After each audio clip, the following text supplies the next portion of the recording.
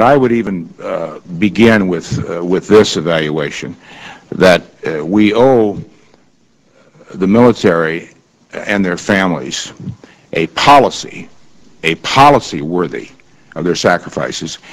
And I don't believe, Dr. Rice, that we have that policy today. I think what the President said last night, and I listened carefully and read through it again this morning, is all about a broadened American involvement, escalation in Iraq and the Middle East.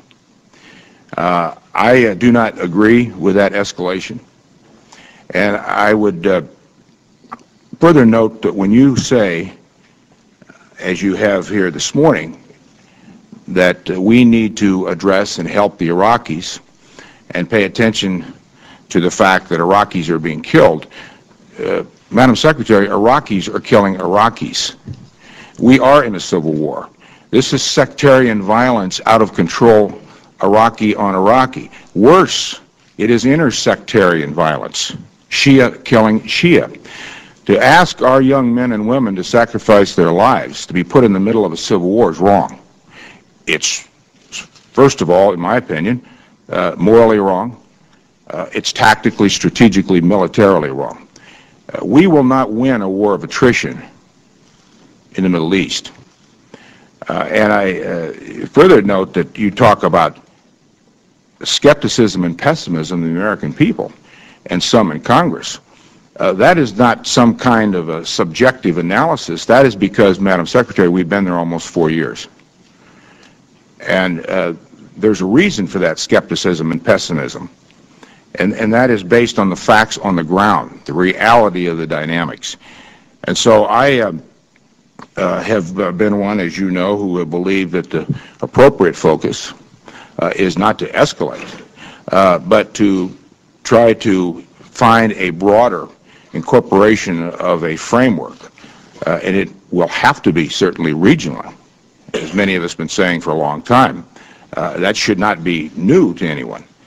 But it has to be more than regional. It is going to have to be internationally sponsored, and that's going to include Iran and Syria.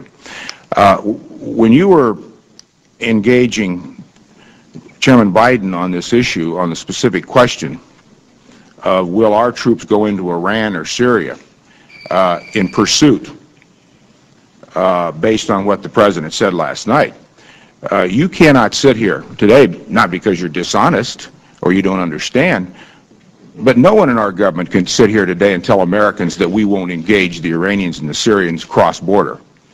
Some of us remember 1970, Madam Secretary, and that was Cambodia. And when our government lied to the American people and said we didn't cross the border going into Cambodia. In fact, we did. I happen to know something about that, as do some on this committee. So, Madam Secretary, when you set in motion the kind of policy that the President is talking about here, is very, very dangerous. Matter of fact, I have to say, Madam Secretary, that I think this speech given last night by this President represents the most dangerous foreign policy blunder in this country since Vietnam, if it's carried out. I will resist it.